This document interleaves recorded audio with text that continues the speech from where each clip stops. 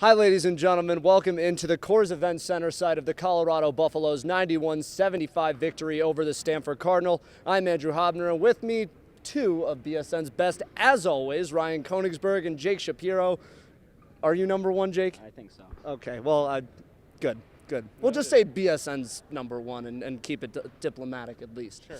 Colorado defeats Stanford here in Boulder, a big win for the Buffaloes, who go to 5-3 in Pac-12 play and 16-5 overall this season. Ryan, immediate takeaways from the game.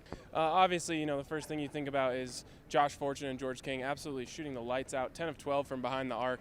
I mean, you get 30 points out of two guys from behind the arc, you're going to win, especially at home anytime.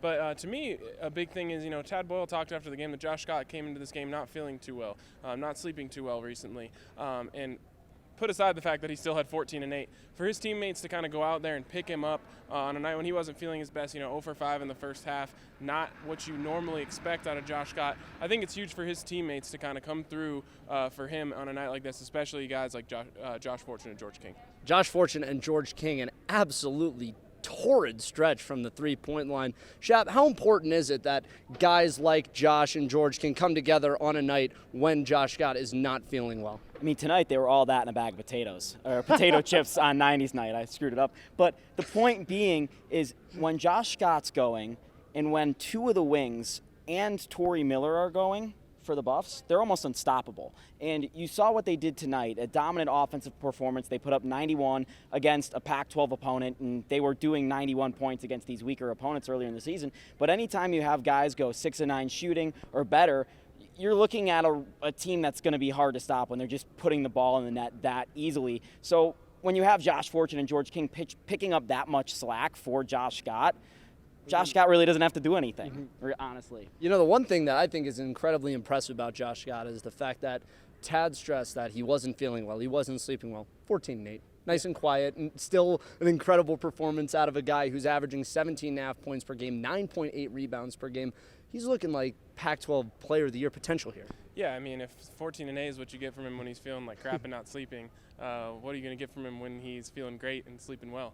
So, get him a Serta and get him going, because he's on a pace to at least challenge for Pac-12 Player of the Year. I mean, no one's going out there and grabbing it right now. No one's putting up gaudy numbers aside, Andrews in Washington is putting up big numbers, but he doesn't have the same kind of effect on the game like Josh Scott does. So I think, for this team, it's just, if you can ever have a night, I mean, we talked about it earlier in the week. Well, if you can have a night when Josh Fortune and George King go off, well, that's what you see. Well, if you can have a night where Josh Fortune, George King, and Josh Scott are all going off, I mean, you can beat anyone in the country. So when we talked to Tad Boyle in the post-game press conference, a very freshman question was posed by somebody, not going to say who, about whether he thought his team adequately closed out the game, and the response was just a frank and easy yeah. So do you guys agree with that assessment? Was it the type of close that people have finally been waiting for out of this team? I tweeted with about 10 minutes left, 15 minutes left, somewhere in between there. Now is the time where the Buffs can either blow this team out or they're going to let Stanford come back into the game. Well, they let Stanford come back into the game, and they still blew them out. So, yes, they closed, they let Stanford go on a run, and then they went on a run themselves, which I think is even more impressive in a way, that they were able to battle back through Stanford battling through. And that's the same thing Stanford did in the game in Palo Alto. Stanford tried to come back in the second half. They did. They cut it to 1 point was the final. But this game, the Buffs showed who was boss here on their home court.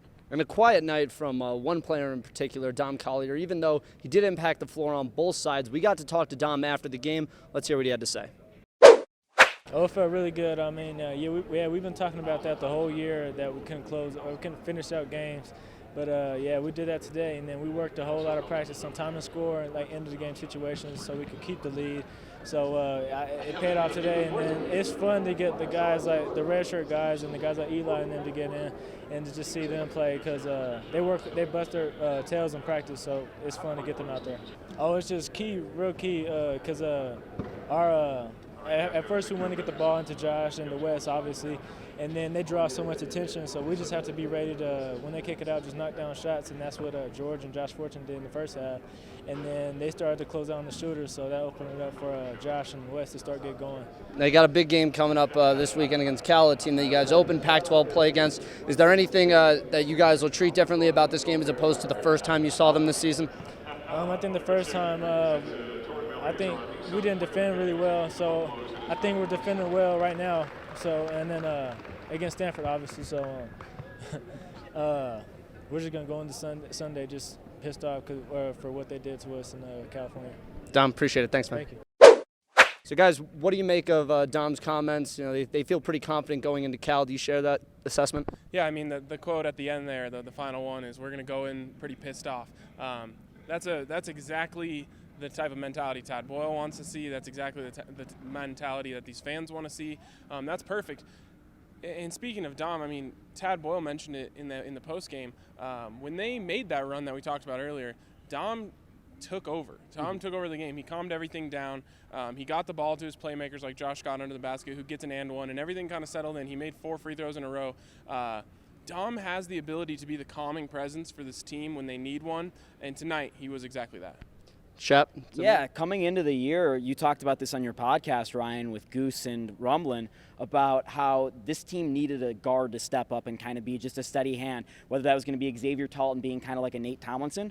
Well, sophomore Dominique Collier's turned into that steady hand. At this point, maybe he's not putting up these gaudy numbers, but he is a real key piece to this team. He doesn't need to have more than 10 points a game to really, truly impact it. If he is keeping his turnover ratio down as well as being solid defensively, this team has an answer on the perimeter, which is something that's been missing since Spencer Dinwiddie went down. You know, there was a question and concern a few weeks ago about Thomas Akiasili giving Dom a run for that starting point guard spot. Pretty safe to say that that debate's essentially over. It was never a real debate in the first place. As much as I love Tommy, it's Dom Collier's offense. You know, he runs the offense. Thomas Akiasili is a great change of pace off the bench, and that's exactly what you want out of your backup point guard, which is basically your backup quarterback. So, you know, to have him on the bench is exactly what you want. To me, it was never a debate. I understand it's always a what have you done for me lately, but no, Dom Collier is the point guard of this offense. Yeah, Tommy tried to make a heist of that point guard position, but Dominique said no and took that over very well. And he's really been the number one cop on the force. Sorry, Tommy, but Dominique has taken over that role as the leader of this team, and or the leader of the team from the perimeter, I should say. Josh Scott is the man in the middle by every definition. But Dom has been very, very good, and it's gone unnoticed, I think, just by looking at the stat sheets. But the true Buffs fans that have been watching can see what Dom has done the last 5-10 games and see this kid's really developed. So Cal is coming in here on Sunday. Cal, for those of you that don't remember, had a pretty good game against Colorado when this game was played in Berkeley, but Cal is a team that has struggled on the road, especially in Pac-12 play, and Pac-12 teams in general have struggled on the road this season. So do you see Colorado having a very good chance to walk away with the W this coming Sunday? Yeah, I mean, definitely they have a great chance, and it's a huge opportunity for this team to finally win the game that has that big, you know, hype around it. Obviously, Tyrone Wallace not in the lineup, as we forgot to point out on our podcast. But, you know, that is huge. And however you look at it, you're taking out one of their main weapons. And now the key is you keep Jaylen Brown out of the paint and you keep Jordan Matthews off the three-point line. And instead of having 3 things to do, now you only have 2 things to do. And the Buffs can get that done. And also they have to find a way to kind of just keep those big men inside at bay, like Tad Boyle mentioned. Same thing, Shep? You listed those things on the podcast the last time we played, or the CU Buffs played Cal, and they didn't do any one of those things. So for them to accomplish one of those things would be a huge step up from what they did last time. And Tad Boyle said it the week they came back from the Bay Area trip. He said that they just did not bring any effort to that Cal game whatsoever. He just wrote off the game and said, you know, that's not how you can look at my team. There was just nothing there that night. So I want to see if the Buffs really show that night was the anomaly out of their entire season. Excellent. Very well done on that, Shep. That was close. Sunday, Cal comes to Colorado to face the Buffaloes in the Coors Events Center. Colorado is 16-5 with a chance to make a case for the top of the Pac-12. For BSN's Ryan Koenigsberg and Jake Shapiro, I'm Andrew Haubner. This has been the Radio 1190 postgame show. We will see you on Sunday when Colorado faces California.